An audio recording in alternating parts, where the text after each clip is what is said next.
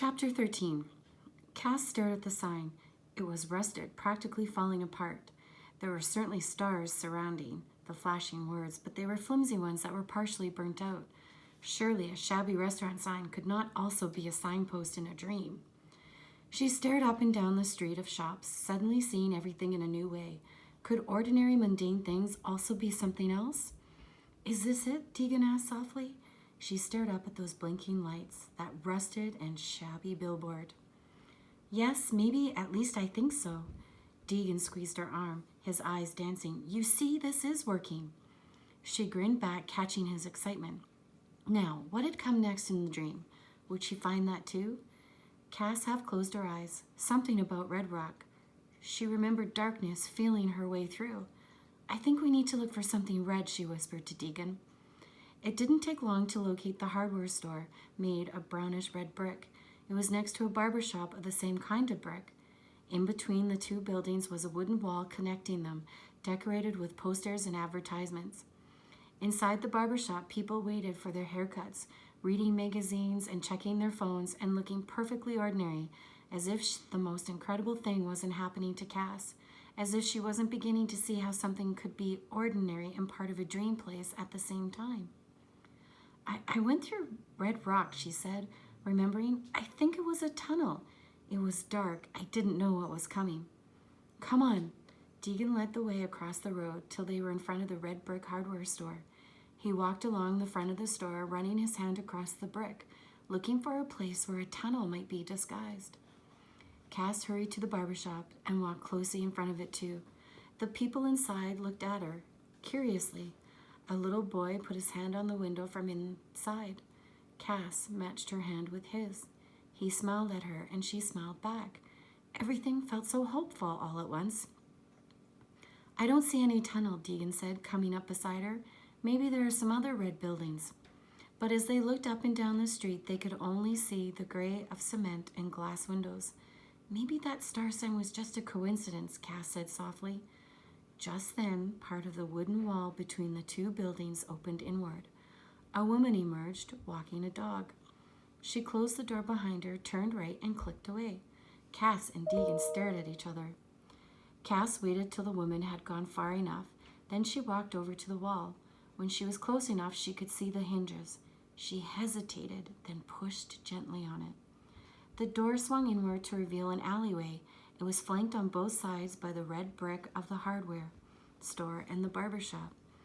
The sun could not penetrate it, and so it was dark. Litter scuttled across the alley. A stray cat washed itself on a doorsill. Is this it? Deegan asked. I don't know, she said doubtfully. She stepped into the alley. Somewhere deep in her mind, something stirred. A faraway cry. Suddenly, Cass felt half in one world and half in the other. She led the way silently, as if it was a place where it would be wrong to make any noises. There was just the sound of her footsteps. The traffic noises behind them died away, and new sounds began to be heard from what lay ahead. What did lie ahead, anyway? Cass tried to remember the next part of her dream. When she concentrated, an image swam into her mind as something that had been massive and withering somehow, curling around. A snake. She gulped and slowed to a stop. What is it? Deegan whispered. There was a snake next. I went by a gigantic snake. Deegan let out a slow breath.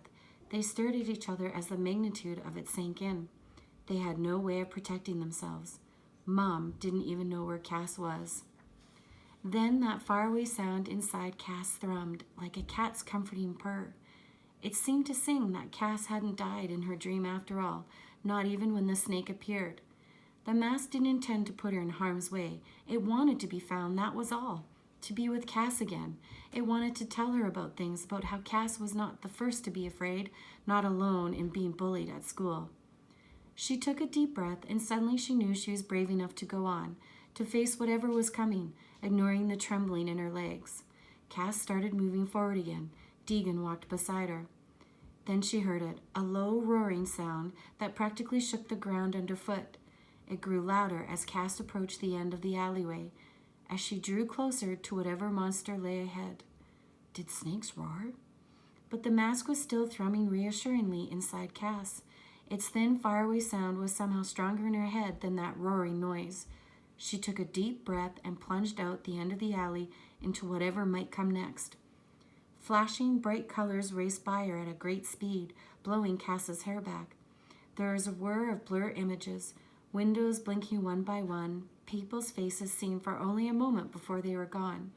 The noise was deafening as it hurtled past. Cass fell back against Deegan, who stumbled and fell. They landed in a heap as the thing shot past them, then sat up and watched it go. Then it dawned on her. "A train," she shouted above the din. "The snake is a train." Then they were laughing at the top of their lungs, scarcely able to hear each other over the roar of the engine. As quickly as it was there, the train was gone. Then their laughter was much too loud, which made them laugh even harder, with relief as much as anything else. Cass stood up, panting and wiping her eyes. She grinned at Deegan, who was smiling back. It transformed his whole face, and he was suddenly entirely different from the boy she had first met in Miss Clemens' class. The boy who had sat with his head in his hand and eyes half closed, sketching and tuning everyone out. Could it really be only yesterday? Somehow it felt like she had known him much longer. "You're okay," Deegan said.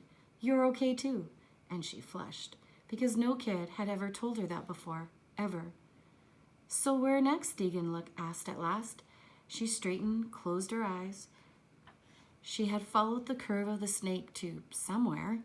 Then slowly, she remembered an empty and happy place.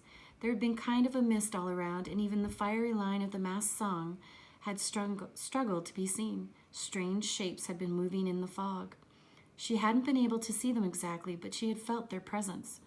Cass shivered involuntarily, as if that fog was trying to get inside her. "We have to follow the curve of the snake," she said slowly. I think it's going to lead us into a place that isn't very happy." Deegan nodded, not questioning for a moment. "Okay." They walked slowly along the fence that separated them from the railroad tracks. It curved around through an area with big cement buildings where the wind whistled, almost like a canyon in the city. They passed a factory with a smokestack. Soon there was nothing but industrial buildings. Still the tracks went on. They curved again and went down a small slope. A few scattered houses emerged, small and narrow with peeling paint. They felt lonely and neglected, Cass thought. More houses appeared, finally becoming a neighborhood. But unlike Cass's own area of town, where her tough little house was the only one that was not enormous, this whole area was clearly not so well off. Some of the houses practically backed right up onto the tracks, some of their backyards a jumble of abandoned and rusting things. They were small, narrow, with bending fences and laundry blowing on clothesline. There were trailers parked on grass. Garbage was strewn in the streets. "This is it," Cass said softly. "This is the place in the fog. It's the unhappy place." Deegan let out his breath slowly, as if he was going to say something, but then he didn't. Instead, he shoved his hands in his pocket and walked beside her without speaking. She looked sideways at him, sensing the change in his mood. She couldn't see his face because he was looking down at the ground, his hair hanging forward. "What is it?" "I live here," Deegan said.